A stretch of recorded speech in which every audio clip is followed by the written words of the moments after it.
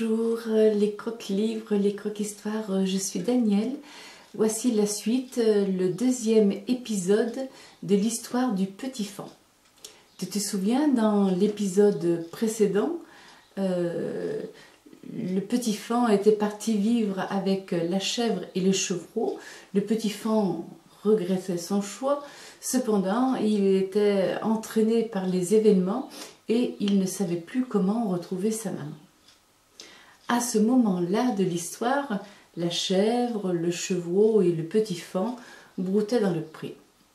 Or, dans la journée, survint un événement qui allait tout changer. On vit arriver sur la route une file de voitures, toutes très grandes, très hautes, avec des parois ouvertes, et d'où sortaient parfois des cris de bêtes, des rugissements, des hurlements. Ces remorques étaient attachées les unes aux autres et une puissante machine les entraînait. On lisait sur la première voiture en lettres énormes « Cirque ». Les gens du village se pressèrent, curieux, au passage de ces véhicules qui enfermaient certainement des bêtes étranges, inconnues d'eux. Néanmoins, ils ne purent rien voir. Le cirque allait à Limoges où il s'arrêterait pour donner des représentations. Cependant, le directeur du cirque, qui suivait les voitures dans une petite auto, était descendu et regardait attentivement le champ où la chèvre broutait, tandis que le chevreau noir et le petit faon se poursuivaient et jouaient. C'était un gracieux spectacle. Il vit aussi la vieille femme qui tricotait non loin de sa vache et le chien qui dormait à ses pieds. L'homme, c'était le propriétaire du cirque et il se dirigea vers la vieille femme. « Ce n'est pas un vrai chevreau que vous avez là, dit-il. Il a plutôt l'air d'un faon. Si vous n'en avez pas l'utilité, vendez-le-moi. » Il dut répéter sa demande en criant, tant la vieille femme était sourde. Enfin, elle répondit. « De quel faon parlez-vous ? De cette bête-là ? Je ne sais pas comment elle est venue chez moi. En tout cas, je l'ai nourrie. Prenez-la si vous me la payez. Mais surtout, n'emmenez pas mon chevreau. » « Il n'y a pas de danger, dit le directeur du cirque en riant. « Tenez, voilà 5 francs. Mais comment l'attraper ? » ?»« Vous allez voir, dit la vieille femme. Elle sortit un crouton de sa poche, le cassa en petits morceaux, en tendit un à la chèvre et l'appelait doucement. La chèvre avait l'habitude, vint, mangea le pain et reçut un autre morceau. Le chevreau s'approcha aussi et mangea. Le faon hésita un peu, puis se décida. Pendant qu'il prenait le pain sur les genoux de la vieille femme, celle-ci lui enroula son tablier sur la tête, le tira à elle et le passa à l'homme. « Tenez-le bien, dit-elle. Vous pouvez garder mon tablier si cela vous est plus commode pour l'emporter. » Le petit faon se débattait, mais étouffé sous le tablier, serré contre la poitrine de l'homme qui tenait les 4 pattes fines de la pauvre bête. Le petit faon ne pouvait se dégager. « Ouvre la portière !» criait le directeur du cirque à quelqu'un qui était resté sur un des sièges de la voiture. 1 minute après, l'auto rejoignait le cirque. Il y avait à l'arrière un petit faon couché sur le flanc, les 4 pattes liées 2 à 2 et qui tremblait de peur. « Maman, maman !» gémissait le petit faon. Mais cette plainte ne dépassait pas la voiture fermée et le bruit du moteur étouffait la voix du prisonnier. Le convoi suivait la grande route qui traverse la forêt. Le directeur du cirque conduisait l'auto et le jeune homme qui l'accompagnait était d'ailleurs son fils. « Tu entends ?» dit le père. « On dirait le bramement d'une biche. » « Ce n'est pas étonnant à cela, dit le fils. Ce bois est plein d'animaux sauvages. » Des odeurs d'arbres, de plantes, de mousse, de terre mouillée s'engouffraient dans la voiture. Le petit faon les respirait et ses narines se gonflaient. Il pensait qu'il ne reverrait plus jamais sa maman et ne reviendrait plus dans la forêt. Il était très malheureux. « Nous aurons bien du mal à dresser cette bête-là, » dit le père de mauvaise humeur. Il commençait à faire nuit. Les voitures du cirque étaient arrivées à l'entrée de Bourgneuf. « Nous pourrions rester 2 jours ici et donner une représentation. Demain soir, » proposa le père. « La ville n'a pas l'air très importante, » supposa le fils. « C'est plutôt un gros bourg.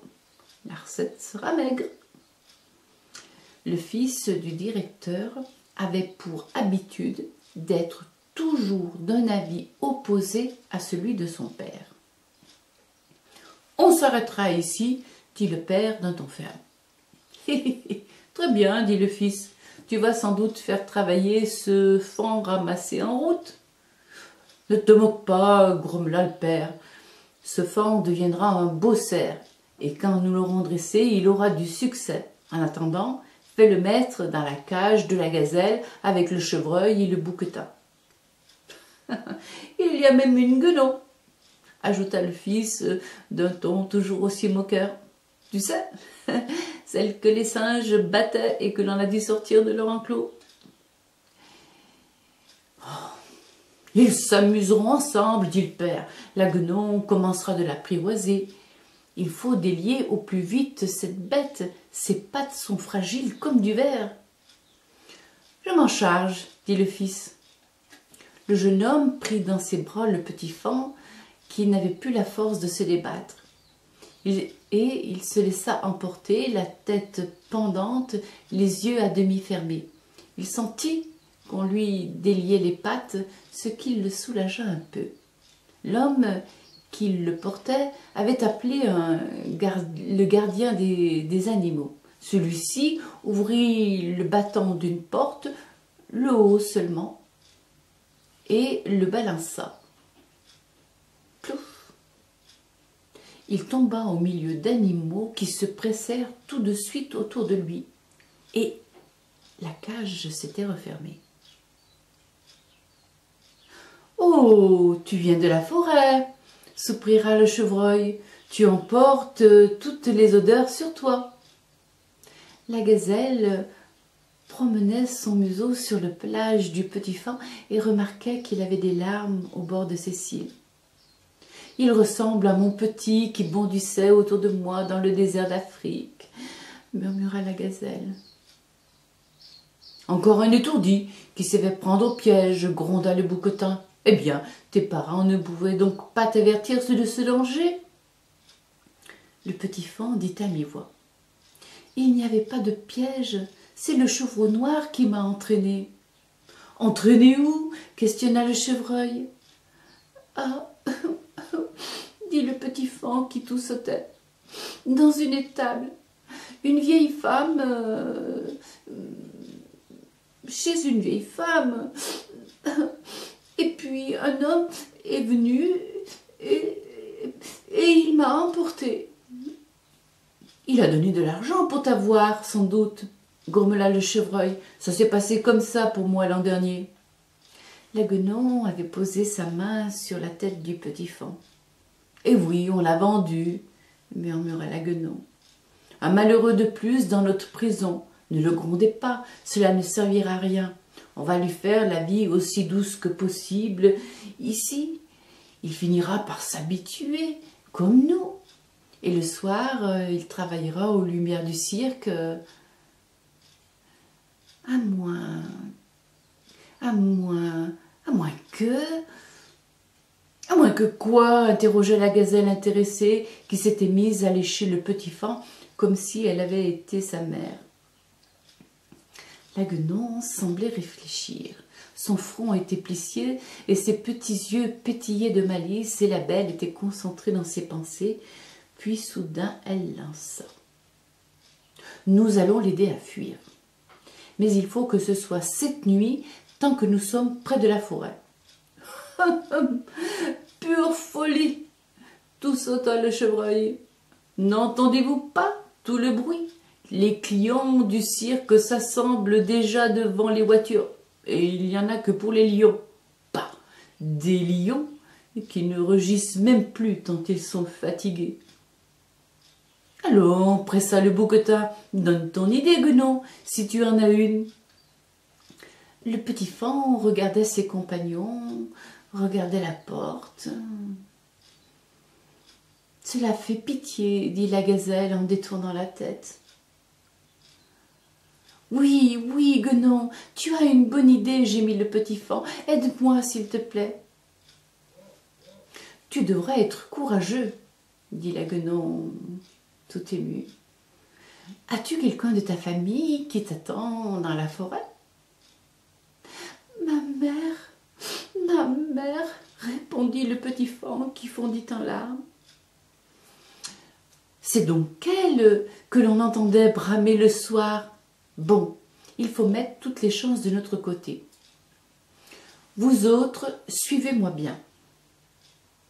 Nous allons tous ensemble faire un boucan de tous les diables, crier à tue-tête, donner de la voix, chacun à sa manière et de toutes nos forces. Toi aussi, petit faon, crie tant que tu pourras. Tu dois avoir du souffle. Toi, le bouquetin, tu es grand. Tant mieux, cela va nous servir. Mets-toi contre la porte, debout. Toi, petit faon, grimpe sur ses épaules. Monte plus haut. Bon, tu y es. Tiens-toi prêt. Je vais compter. À 3, nous crions. Et puis, fit le bouquetin moqueur, les gardiens viendront voir ce qui se passe, dit la Guenon. Ils ouvriront le haut du battant, comme tout à l'heure, quand ils ont jeté ce petit innocent dans la cage.